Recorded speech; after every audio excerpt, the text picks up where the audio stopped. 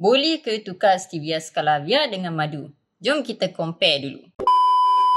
Madu versus gula putih atau perak. Gula komposisi dia sama, dia tak berubah.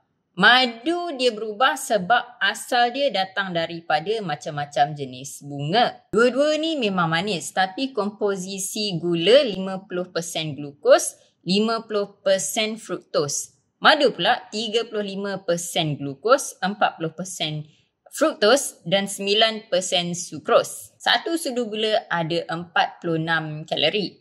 Satu sudu madu ada dalam 64 kalori.